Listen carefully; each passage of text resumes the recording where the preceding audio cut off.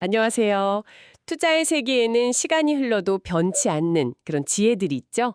오늘은 바로 그 전설적인 투자자 피터 린치와의 어떤 최근 대화에서 얻은 통찰들을 좀 깊이 파고들어 보려고 합니다. 아, 피터 린치. 음. 네네. 피터 린치 하면 역시 마젤란 펀드를 빼놓을 수 없잖아요. 13년간 연평균 29.2%라는 와, 정말 믿기 어려운 수익률을 기록하면서 1,800만 달러짜리 펀드를 140억 달러 규모로 키워낸 인물이죠. 거의 뭐 신화 수준인데요. 맞습니다. 워낙 유명한 분이라서 그분의 투자 철학은 사실 많이 알려져 있긴 한데요. 오늘 우리는 그분의 그 최신 생각들 속에서 특히 끊임없이 배우고 성장하려는 여러분께 실질적인 영감을 줄 수 있는 그런 핵심 원칙들, 그리고 또 현재 시장에 대한 시각, 이런 것들을 찾아보는 데 좀 집중해 보려고 합니다. 네, 좋습니다. 자, 한번 제대로 파헤쳐 볼까요? 네. 린치 커리어 시작이 참 흥미롭더라고요. 골프장 캐디 아르바이트 경험이 세계적인 펀드 매니저가 되는 뭐랄까 발판이 되었다는 점이요. 아, 그거요? 네네. 단순히 가방만 나른 게 아니라 거기서 만난 사람들한테 뭐 조언도 하고 또래 친구들이 신문 배달로 벌은 돈보다 훨씬 많은 수입을 올렸다고 하더라고요. 네, 그렇죠. 어찌 보면 그냥 평범한 아르바이트 같은데 그 경험 속에서 중요한 걸 배운 거죠. 그러니까 사람들과 직접 소통하고 또 현장에서 오가는 정보 속에서 투자에 대한 감을 익혔다는 점, 이게 중요합니다. 아하. 골프 치러 온 그 성공한 사람들 대화를 엿보서 들으면서 주식 이야기를 접하고 또 실제로 주가가 오르는 걸 보면서 투자에 대한 좀 긍정적인 첫인상을 가졌다고 해요. 아마 이런 경험들이 나중에 그 유명한 아는 것에 투자하라 라는 그의 철학으로 이어진 게 아닌가 싶습니다. S&P 500보다 꾸준히 2배 이상 높은 성과를 낸 거잖아요. 와, 진짜 대단합니다. 그렇죠. 근데 더 놀라운 건 그런 성공의 최정점에서 겨우 46세라는 나이에 은퇴를 선언했다는 점이죠. 46이에요? 와, 네, 당시로서는 정말 파격적인 결정이었어요. 가장 큰 이유는 역시 가족과 시간을 더 보내고 싶다는 그런 개인적인 바람이었고요. 또 공교롭게도 아버지가 돌아가신 나이가 딱 46세였다는 점도 좀 영향을 미쳤다고 합니다. 뭐 돈이나 명예보다는 삶의 다른 가치를 선택한 거죠. 그렇군요. 그리고 은퇴 후에도 그냥 사라진 게 아니라 피델리티에 남아서 젊은 분석가들의 멘토 역할을 자처하면서 지혜를 나눴다는 점도 참 인상적이에요. 네, 정말 대단한 분입니다. 린치의 투자 원칙 중에 가장 유명한 말을 꼽으라면 역시 당신이 무엇을 소유하고 있는지 알라, know what you own 이걸 텐데요. 이게 왜 그렇게 중요하다고 강조하는 걸까요? 아, 네. 린치가 이 부분에 대해서 최근에도 다시 한번 강조했던 포인트가 있는데요. 바로 그 바브라 스트라이샌드와의 일화입니다. 아, 그 유명한 가수요? 네. 어느 날 스트라이샌드가 린치한테 전화해서는 자기가 산 주식 때문에 막 밤잠을 설친다고 하소연을 했대요. 그래서 린치가 아니 어떤 회사 주식을 사셨는데요? 이렇게 물었더니 글쎄 자기가 투자한 회사가 정확히 뭘 하는 회사인지 전혀 모르고 있었다는 거예요. 와, 정말 아무것도 몰랐다고요? 그 정도일 줄은 몰랐네요. 아니, 유명인이니까 뭐 누가 추천해주는 대로 샀을 수도 있겠지만 그래도 좀 충격적인데요? 그렇죠. 그러니까 주가가 조금만 흔들려도 불안할 수밖에 없는 겁니다. 내가 뭘 샀는지 왜 샀는지 모르니까요. 여러분께서는 지금 보유하고 계신 주식에 대해 얼마나 자신 있게 설명하실 수 있으신가요? 이게 린치가 던지는 핵심 질문입니다. 아, 냉장고 하나 살 때는 몇 시간씩 인터넷 뒤지고 비교하면서 평생 모은 돈의 일부를 투자하는 주식에 대해서는 10분도 고민 안 한다는 그 비유도 아주 뼈아프죠. 네, 맞아요. 단순히 그냥 오를 것 같다는 느낌만으로 시장을 플레이하려는 태도가 얼마나 위험한지 딱 지적하는 겁니다. 그래서 그 11살 테스트라는 것도 있잖아요. 만약 11살짜리 아이에게 내가 이 주식을 왜 샀는지 1분 안에 명확하고 쉽게 설명할 수 없다면 그 주식은 사면 안 된다는 거죠. 아, 11살 테스트. 네. 중요한 건 그 회사의 이야기를 이해하는 겁니다. 어떤 사업을 하고 경쟁자는 누구고 돈은 어떻게 벌고 앞으로 성장 가능성은 어떤지 뭐 이런 본질적인 내용을 파악하고 투자 이유를 스스로 명확히 정리해야 한다는 거죠. 그래야만 시장이 흔들려도 버틸 수 있는 힘이 생기고요. 네. 마침 시장 변동성에 대한 이야기가 나왔으니 말인데요.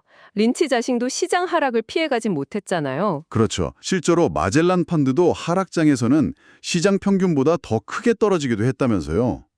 그런데 좀 놀랍게도 1987년 블랙먼데이 같은 폭락 때 투자자들한테서 힘내라 우리는 당신을 믿는다 이런 격려 편지를 받았다고 하더라고요.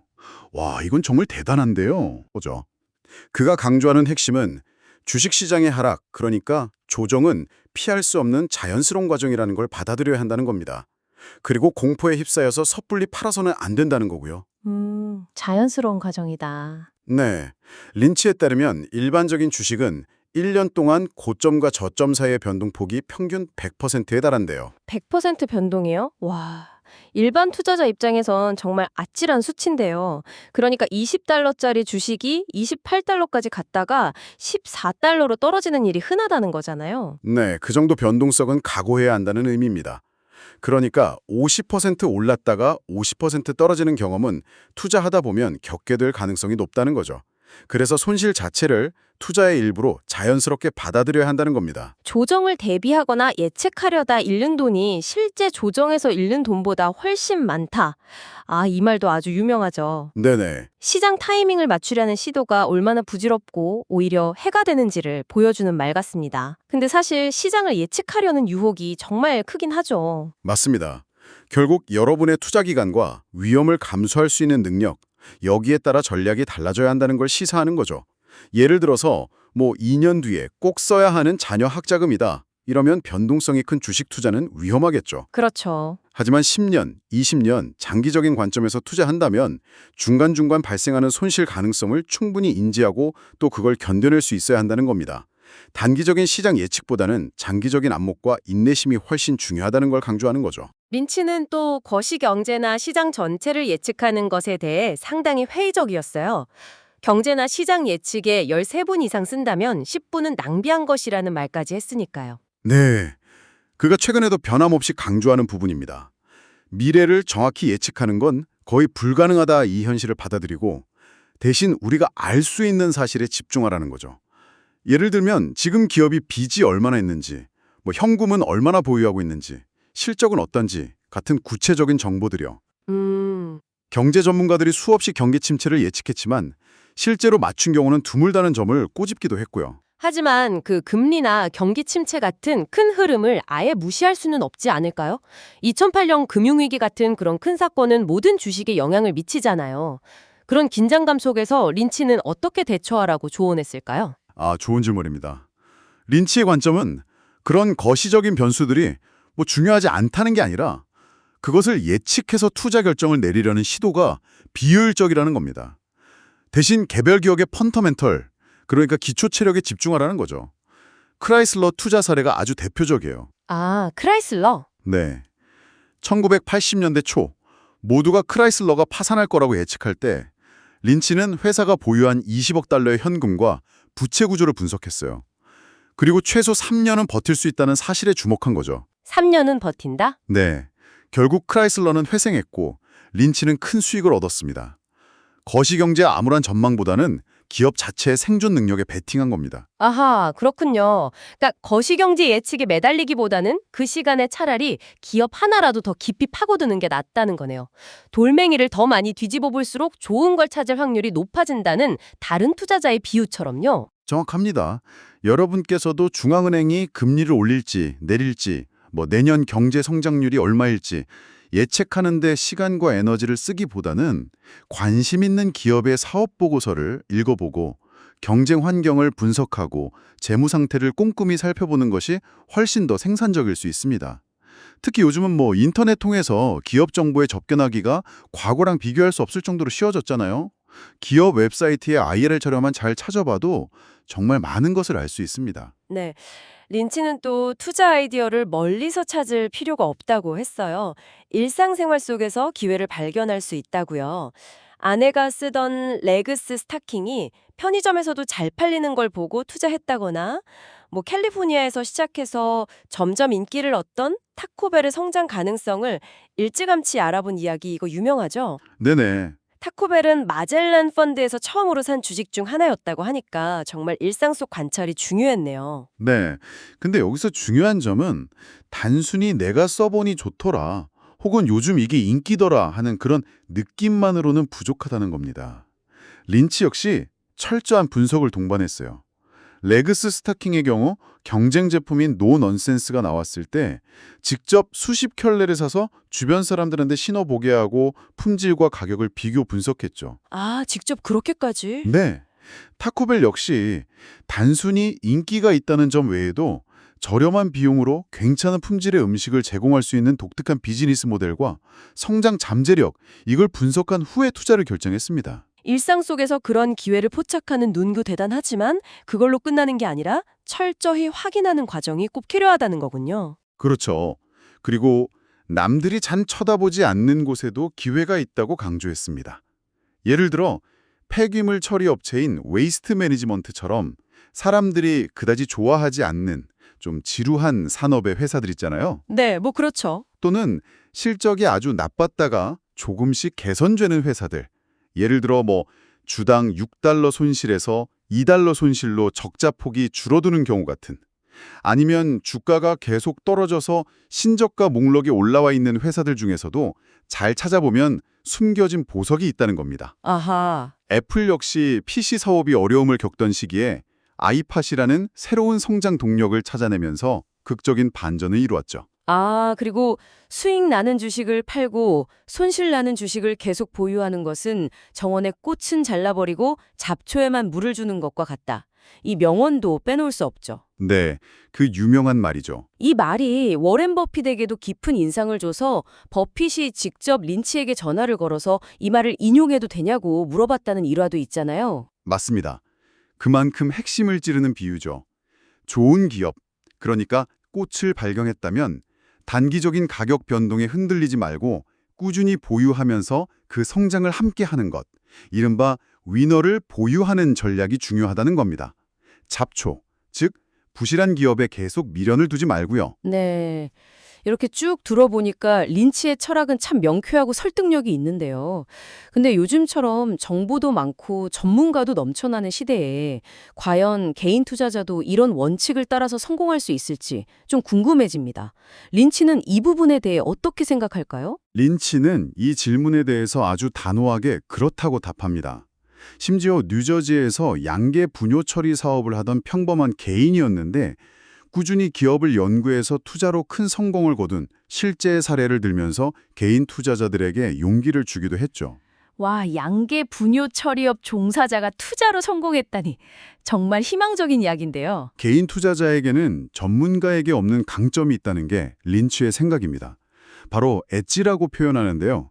예를 들어서 여러분께서 특정 산업 분야에 종사하고 계신다면 그 분야의 최신 동향이나 뜨는 기술, 잘 나가는 제품에 대해서는 월스트리트에 앉아있는 분석가들보다 훨씬 더 빠르고 정확하게 파악할 수 있다는 거죠. 아, 그렇죠. 현장에 있으니까. 네, 이런 현장의 지식이 강력한 무기가 될 수 있습니다. 월스트리트의 모순어법이라는 표현을 쓰면서 전문가라는 말에 너무 주눅들지 말라고 했던 이야기도 생각나네요. 금융 전문가라는 말 자체가 모순일 수 있다는 약간 농담 섞인 지적이었죠. 네, 맞아요. 너무 전문가들의 의견에 휘둘릴 필요가 없다는 거죠. 특히 요즘처럼 정보 접근성이 좋아진 시대에는 개인이 직접 기업을 분석하고 판단하기가 훨씬 수월해졌습니다. 꾸준히 노력하고 공부한다면 충분히 승산이 있다는 게 린치의 일관된 메시지입니다. 그렇다면 린치는 현재 시장 상황, 예를 들어 AI 열풍이나 높은 밸류에이션 같은 현상에 대해서는 어떤 시각을 가지고 있을까요? 최근 대화에서 나온 이야기가 좀 있을까요? 네, 그 부분에 대한 언급도 있었습니다. 우선 AI 열풍에 대해서는 본인이 기술 전문가는 아니기 때문에 직접적으로 AI 관련 주식에 투자하고 있지는 않다고 좀 선을 그었습니다. 아, 네. 하지만 자동화의 흐름, 예를 들어 자율주행 트럭 같은 기술이 산업에 미칠 영향은 매우 클 것으로 내다봤습니다. 코스트코의 주가 수익 비율 PER이 55배에 달하는 것처럼 일부 우량 기업들의 주가가 너무 비싼 것 아니냐, 이런 우려에 대해서는 어떻게 생각할까요? 그런 높은 밸류에이션에 대한 우려도 분명히 인지하고 있었습니다. 하지만 동시에 메타, 페이스북, 마이크로소프트, 아마존, 구글 같은 기업들이 보여준 엄청난 성장과 혁신에 대해서는 감탄을 표하기도 했죠. 위대한 기업들은 때로 높은 기대를 뛰어넘는 성과를 보여주기도 한다는 점을 인정한 겁니다. 네, 종합적으로 보면 현재 시장의 여러 도전 과제에도 불구하고 미국 경제와 기업들의 혁신 능력에 대해서는 여전히 긍정적인 시각을 유지하고 있는 것 같네요. 그렇습니다. 근본적으로는 미국 경제의 역동성에 대한 믿음이 강합니다. AI나 자동화로 인한 일자리 감소 우려에 대해서도 흥미로운 비유를 들었는데요. 어떤 비유죠? 과거 통신회사 AT&T가 분할될 때 직원이 100만 명이었는데 지금 관련 산업 종사자는 다 합쳐도 한 40만 명 정도로 줄었지만 그 사이에 미국 전체 고용 인구는 1억 명에서 1억 5,300만 명으로 오히려 크게 늘었다는 점을 지적했습니다. 그렇군요. 즉 기술 발전으로 특정 분야의 일자리는 줄어도 경제 전체적으로는 새로운 기회가 생겨난다는 거죠.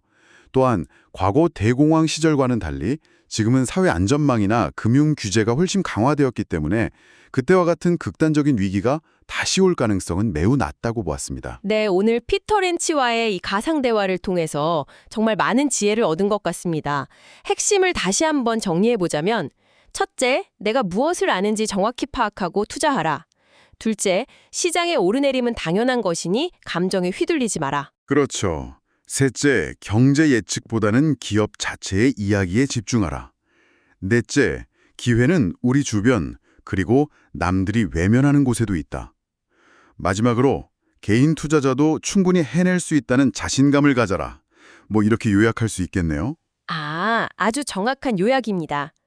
마지막으로 여러분께 생각해볼 질문을 하나 던지면서 마무리하고 싶습니다. 네, 어떤 질문인가요? 윈치도 지적했듯이 과거에 비해 좋은 기업들이 주식시장에 상장되기보다는 사모펀드 등의 조기에 인수되는 경우가 늘어나면서 상장 기업 수가 줄어드는 추세입니다.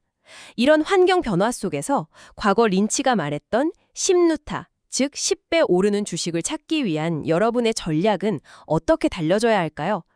예전 방식대로 더 깊이 파고들어야 할까요? 아니면 시장을 보는 관점 자체를 바꿔야 할까요? 혹은 주식 외에 다른 투자 대상을 찾아야 할까요? 이 질문에 대한 답을 스스로 찾아나가는 과정이 앞으로 여러분의 투자 여정에 중요한 나침반이 될 수 있을 겁니다. 네, 정말 곱씹어 볼 만한 질문이네요. 오늘 피터 린치의 지혜를 함께 탐구해 주셔서 감사합니다. 다음에도 흥미로운 주제로 찾아뵙겠습니다.